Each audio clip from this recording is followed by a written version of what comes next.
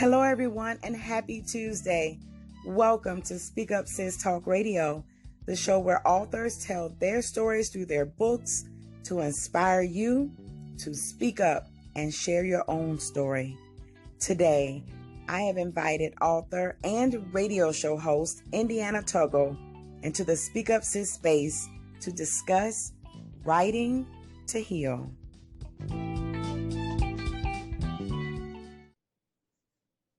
Hello, Indiana, and welcome to Speak Up Sis Talk Radio. I am so excited that you decided to join me in this space today. How are you doing? I'm great, and thank you again for having me. Oh, no worries, no worries. So, everyone, first, before I let Indiana talk to you, I want to say that she is a fellow radio show host on the Lifted Authors Radio Network with me, and she has her own show, and I'm going to let her tell you a little bit about her show. But Indiana, before we start talking about writing to heal today, because we're really going to dig deep into this topic, will you please share with our listeners exactly who is Indiana and what's your platform? And tell us a little bit about your radio show. Okay, well, hello, everybody. Hello, Speak Up Sis community. I'm so glad to be joining you guys on today. I've been following Angel Charmaine for a little bit. We just met as we both are part of the Lifted Authors Radio Network show. And before I get into that, I am an author. I am a speaker, and I just really, truly love to write. All of my books tell about my testimony and my journey through healing from a lot of the things that I went through in my past, to being unhappy single, to finding my purpose, going through a lot of ups and downs in my life, like being molested, going through domestic violence relationships, growing up in poverty, being bullied, going through unemployment, losing my home, losing my mother, going through all of that, losing my father, going through all of that, and learning how to heal and still stand on the word of God and embrace all that he has for me, and discovering my purpose in writing. And in my writing, I actually help people write to heal. I'm also a coach. I help people turn their testimonies into books as well for God's glory, so that they can help people not just heal, but also develop a relationship with God through that process, and empower them to uncover and discover that there really is purpose in their pain. And that is my platform. That is what my radio show is about. It's called Pursuit of Purpose, and it's about really turning that pain into purpose. But before we can do all of that, we have to heal. So the foundation is always going to be healing. And then as you heal, as you go through, as you develop that relationship with God, you begin to unlock your gifts and talents, and actually discover what he created you for, and turn that around and use what you've been through to help others. So that's me in a nutshell. My God, that's like a huge nutshell. It's not a peanut shell. That's like a what? That's like a, I don't know, a big old nutshell. Yes. Wow, my goodness. The first thing, the things that you say that you have gone through, I mean, as you were saying it, I just was thinking, my goodness, that's a lot. It is. I believe in sharing stories. I believe in Revelations 12 and 11. That's the foundational principle of Speak Up Sis, that we overcome him by the blood of the Lamb and the word of our testimony. And let me tell you, I am so sure that your testimonies, help numerous people to overcome the tricks of the enemy. I mean, I can only imagine. So I appreciate you. I feel honored and blessed to have you on my show, to just even share a fraction of your testimony with us. So thank you so much. I love the title of your radio show, Pursuit of Purpose, because that is another part of what Speak Up Sis is all about, reviving dreams and empowering people to walk in their kingdom purpose, right? Mm-hmm. So listen, when I saw you, I was like, okay, she's got to be on the show. I mean, yeah, I'll grab her up eventually, but she's got to be on the show. So thank you for being here. So let's go ahead and jump into this topic, writing to heal. I've always believed that writing is therapeutic, and just like you, I write as well. But I actually started out journaling, and believe it or not, I really don't like to write. I write because I have to write. You know what I'm saying? Mm-hmm. It's like if I don't put it on paper, it kind of stays on the inside. But I actually prefer to read. I prefer conversations and reading over writing. But Mm-hmm. I know for me that writing has saved my life Mm-hmm. in some ways. Can can you relate to that, or has it been different for you? It has been a little bit different for me because writing was kind of like my introduction to God. It was kind of like our first meet, like that meet and greet kind of thing. Right. I started writing when I was 8 years old, and I was being bullied. And Mm, before I was being bullied, I was this happy-go-lucky little fat kid who just was a joy. I loved going to school. I loved being in. I was always in some type of play, singing and dancing and all of this. And then when the kids started picking on me for my weight and my skin color, and things like that, I kind of got quiet and I started to go mm, into myself. And my teacher, she noticed it, and she gave me a journal. And in that journal, she was like, "Well, just write Dear Diary," and tell the people, and tell your diary what you're going through, because you're being really quiet, and I know that's not you. And coincidentally, I had also just gotten saved, so going to church, and they was telling us, you can talk to God and this and that and the other. And I was like, I don't know who Dear Diary is, but I'm gonna say Dear God, and I'm gonna talk to God. So not even wow. knowing, at 8 years old, I started writing letters to God, telling God, about this and about that, and what I was going through, and why, and didn't understand why the people were picking on me. So I would ask some questions. So I would just write and cry and write and cry. and Right. and all the time, every time I would write letters and saying nobody loves me, I would always hear this whisper, but I love you, but I love you. And so Mm, fast forward to like 13 years old, after I had been molested for like the fifth time, I tried to commit suicide. And I didn't really want to commit suicide, I say, because I had this little dull little knife, but I was running the knife across my wrist, and I was crying and I was rocking, and I was singing Nobody Loves Me. And in that moment, I clearly heard God say, but I love you. And at that wow. moment, it was like I recognized his voice, and I immediately snapped out, and I started back writing, and I started back, getting in that communication with God. So writing kind of unlocked his voice for me, and it Mm-hmm. kind of restored that connection, and it kind of helped me to really distinguish his voice from the voices of the bullies, and also from the voices in my head. So Mm, fast forward again, through a lot of different relationships, bad relationships, unhealthy relationships and things. And when I got rededicated again to Christ, and I started back writing again, it was like a refreshing, it was like a coming home, of like returning to your first love. and mm. and and I started, reading the scriptures. This time I was for real. I'm like, I'm reading the scriptures, I'm You getting was to know. for Yeah, real I this was time?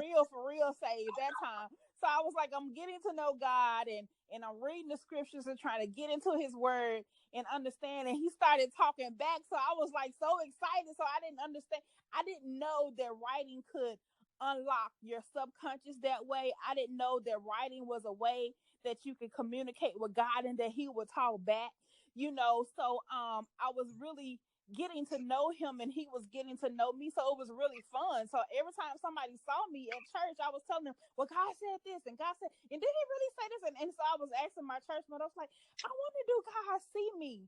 And she was like, not only do he hear you, he see you too, and he's talking to you and all this and that and the other. So I was so excited because it was like we was in this budding relationship, and it all happened because I decided to pick up my pen again. So I love writing. Isn't it? Only time it becomes a chore for me is when I'm like, oh, you got to write this book, but for the most part, I journal every day, so, and I'm journaling and I'm talking to God. Even if I don't feel him talking back, I'll journal and just let him know what I'm going through and what's going on and what I need and what's concerning me, and everything. Journaling is a part of my daily life. Gotcha. Mm-hmm. Wow. It sounds to me like you had to write too. Mm-hmm. Mm-hmm. It sounds to me like writing literally saved your life. It did. Literally. It did. Yeah. So for people who are listening, who may decide that they want to start writing, maybe someone's listening who is trying to deal with some past hurts, maybe abuse of some sort, or any type of emotional trauma or psychological trauma or even physical trauma, and they've never really thought about writing, and they're listening and thinking, well, maybe I can write. Do you have any suggestions? You have any, what would you say to someone who said, maybe I could write to help me heal? What steps would you give them if you have any to give? The first thing I would do is pick up your pen and release the story of what happened, whatever you can recollect, whatever you could remember about what happened, whether it's that day, that moment, that year, or whatever. Just start by writing that, of not even trying to think about, how you feel or how they made you feel or what somebody says. Just tell the story of what happened. Release that.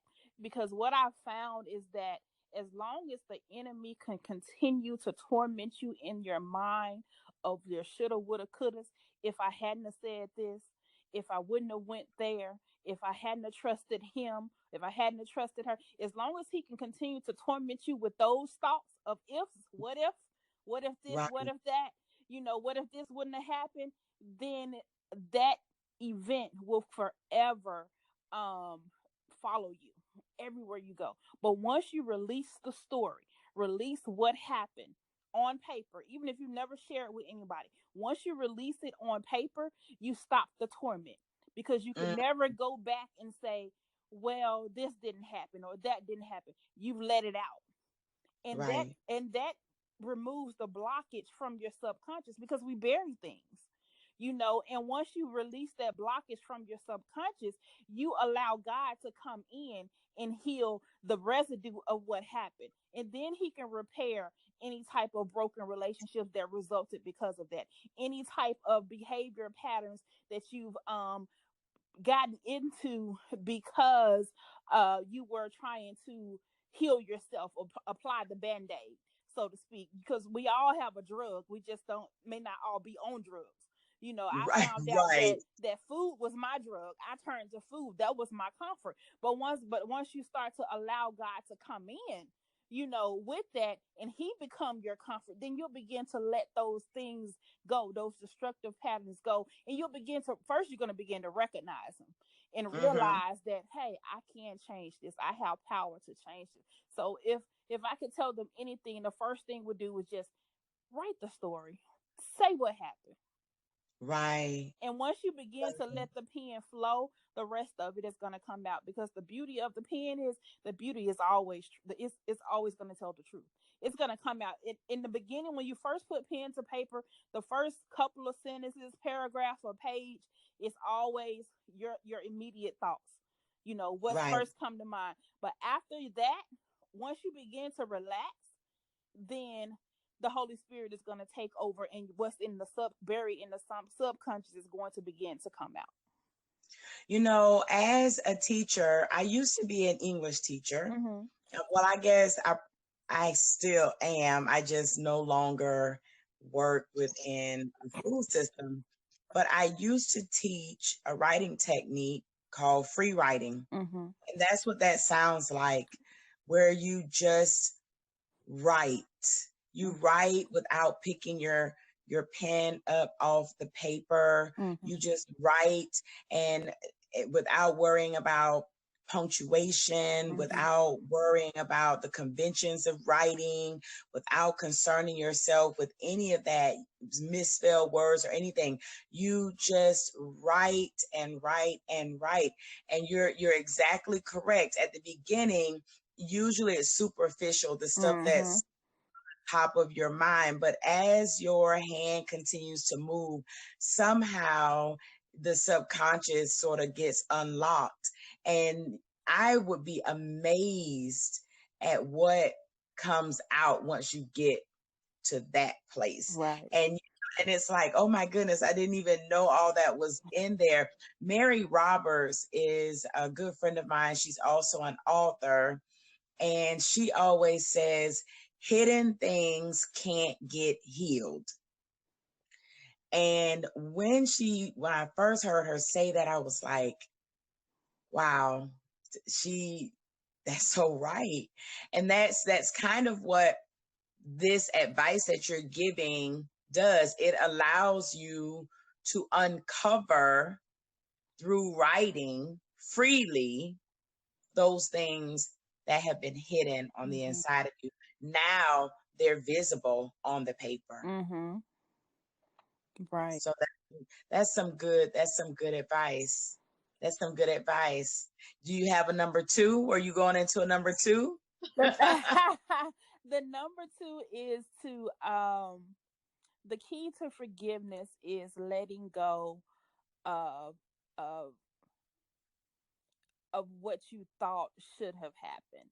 So so for me, I remember watching Oprah, and Mm-hmm. I don't even watch Oprah. But when she was on daytime TV, I couldn't watch it because I was always at work. But this one particular day, I was at home and I was watching Oprah, and she was interviewing a rapist. And she asked him, did he deserve to be in jail? And his response was yes. And she said, why? He said, because actually I'm a murderer. And she asked him what he meant, and he said, I killed who she would become. Oh And my goodness. the key to forgiveness is realizing that even though it happened to you, it really wasn't about you. It was about the enemy trying to kill who you will become. And once you tap into that, you can release the blame, of the person that did it, and place the blame on the enemy for trying to block you from getting to what God called you to be.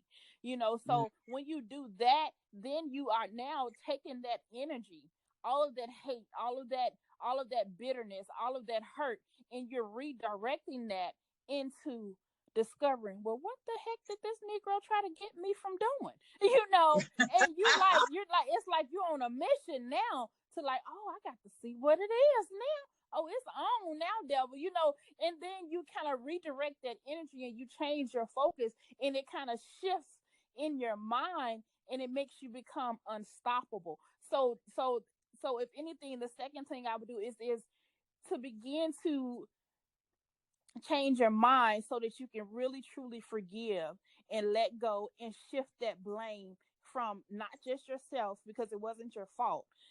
Accept that it wasn't your fault, accept that you can't change it, accept that it is what it is, and accept that you have the power to move from it, and accept that if you put it in God's hand, he can turn it around for your good. So we all like to, quote that scripture, all things work together for the good of those who love the God and are called according to his purpose. However, Right. we forget that we got to give it to God. We Right. have to give it to him. And yes, you're called for a purpose, but he can't do anything without you. So you have to realize that you're in partnership with God. To get to your purpose, he needs you to do it just as much as you need him to show you what it is. So you have to Right. accept that partnership to move forward. So one of the techniques that I tell people in regards to forgiveness is to write a letter to the person. Write a I letter was to just them. gonna ask you, Yeah. do you, how does that fit into writing? But that, bam, You write a write letter a to letter to the person and you say, "Dear so and so, when you did this, it made me feel blank. It did this." Tell them exactly how it made you feel, exactly what it made you do. that's good. Exactly. Write it all the way out. Exactly. Even if because I was mad at my mom because she didn't know. I'm your baby girl. How you didn't know I was molested? You know, Mm.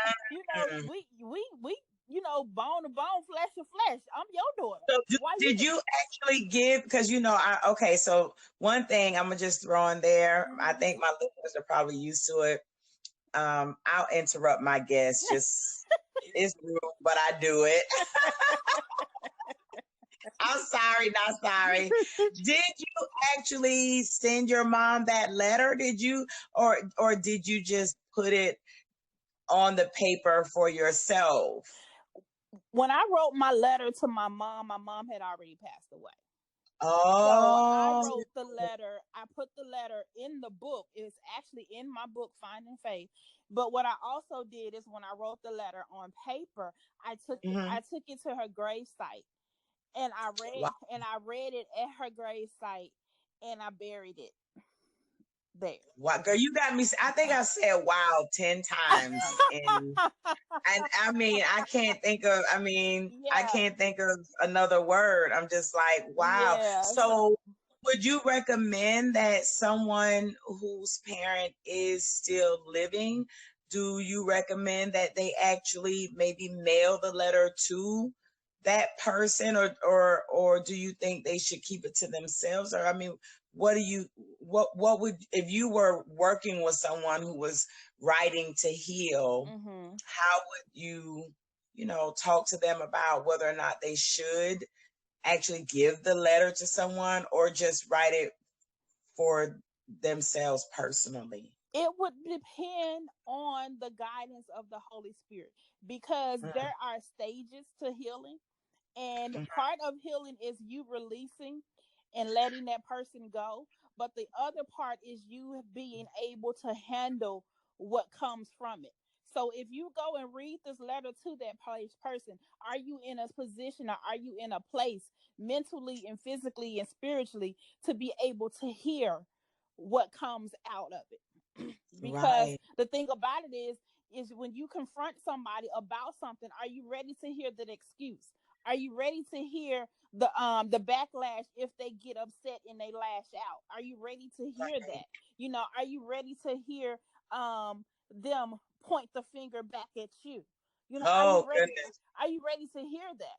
And you may not be ready for it right now, so you could just write it and keep it until you're ready for it. Because if God wants to repair that relationship, He will open the door for you to release what's inside of. And then you have to understand that some part of that letter will be angry. It will be your angry exhortations because of what happened and you're hurt. But the second part of that letter, when you go back and revisit, when it's time for you to release it, it will also be healing for both you and the person. Because we have to remember that even though that person hurt you, God is still concerned about their soul as well. So if God is always going to come full circle to heal both parties. So you have to be ready for all of that comes. So if you're ready to go and talk to them about it and you can speak what's in your letter in a loving manner, then yes, you can. If not, then read it and allow, because for some people, some clients, I've had them to take the letter and just read it, go in your backyard and just read it out loud, and then burn it, or something like that. And then so you don't always have to read it to the person. I had one client, she was like, nope, I'm not reading, I'm not ready. I'm not gonna read it. And sometimes I think you can read it to another person. It doesn't even have to be the one who hurt you. It's all that's good. It's all about that's good. letting it out and saying it out loud and releasing it. Because when you say it out loud, you release the shame that came along with it, because you're ashamed of anybody knowing that happened to you. So you can read it to a perfect stranger. As long as you release it. That's the whole point, is you have to release it. And then it'll come back around to where you'll be able to have the conversation with the person. But you don't immediately have to have that conversation, no. Oh, all of this is so good. So let me ask you this. I mean, you probably won't be able to believe this, but we're pretty much out of time. This is so good. It's been so good. I'm just like, soaking it all up. I'm like, I just need to take notes on all of this. Is this what you do when you're coaching? Because I know you're an author. You've written 4 books, is it? Yes. Okay, so you've written 4 books. I know that you're a radio show host, and you said that you are also a coach. You coach people on how to share their stories and put it in form of a book. But do you actually coach people in this writing to heal, with this traumatic writing thing, or writing for therapy? Is this a part of your coaching? Yes, Write to Heal is actually a online course that you can take on my website. It's a 6-module course, and I walk you through each of the phases of the healing process that I have. And there are specific writing assignments for you. And then there's also a Write to Heal group that I have, that's a private group on Facebook. So as you're taking the course, you have access to that group, and I'm in that group with you. And because some of the assignments that are in the course require you to go in the group and say certain things and make certain posts, and have your reflection over the different assignments that you have to do throughout the course. And it's very intense, because you're digging up emotions and things like that. So it's even though it's a 6-module course, you're not rushed to go through them all like within 6 weeks. A lot of people do what some people do after the first one. They're like, ooh, I need a break. I didn't know all that was gonna come out, so it's some of that. So you can go at your own pace. Yes, you can go at your own pace. Okay. Does the person have access to you for like a 6 weeks time period? It's like, okay, you got 6 weeks to actually access me, or is it when they decide they want to purchase the course, go through the course, they have access to you throughout the entirety of them finishing it? Do you have set a timeline on that? How does that work? Well, the timeline is about 12 weeks. I give them at least 12 weeks to where they'll have access to me. After that 12 weeks, then they'll have to kind of reach out to me and say, okay, Indiana, I'm ready to get back in there, or something like that. But the course is actually 6 weeks. I extend it to 12, but you always have access to me in the group. And as you take the different modules in the course, I'm not going to abandon anybody while they're in their healing process. No. Right. But do you have like a one-on-one component to your program of like coaching one-to-one, or is the program itself the coaching? Do you get it in there? Right now, the program is the coaching. I haven't developed the one-on-one program completely out yet, but it is coming. Yes. Okay. Okay. Sounds good. I'm telling you, I know that writing helps. I know that writing heals. Writing saves lives. I get it. And there are so many people who are broken. There's so many people who are devastated. There's so many people who think their childhood dreams are dead, but we both know that they are not dead, right? That they're only sleeping. And a program like yours, Writing to Heal, is so needed. It is just necessary. And if anyone is listening and can just gravitate towards this, it is okay to say that you need help walking through the trauma. It is okay to say that, hey, I got some stuff I need to heal from, and then take some time to invest in yourself to get the healing that you need. And writing is a perfect way to do that. And a guided writing program, that's just like, that's gravy on the mashed potatoes, if you ask me. Absolutely. Gravy on the mashed potatoes. So, Indiana, our time is up. I know it's hard to believe. It's like, my goodness, but you have really given us some great nuggets on this episode of Speak Up Sis Talk Radio, and I appreciate you. So what I would like for you to do right now is to give our listeners your social media contacts. How can people who are interested in Indiana Tuggle find you, and how can they access your Writing to Heal coaching program if they so desire? Okay, you can reach me on my website, and it's www.indianatuggle.com. And it's spelled Indiana, spelled just like the state. And my last name is Tuggle, and that's T as in Tom, Uggle. So indianatuggle.com. On social media, I am on social media on all handles, on Facebook, Instagram, and Twitter under Indiana Tuggle. You may find some of them have author Indiana Tuggle in front of it, but I'm the only Indiana Tuggle out there. Yay. Okay. So you can I think that's a pretty unique name. Right. And on my website, you can there is a page dedicated to Write to Heal.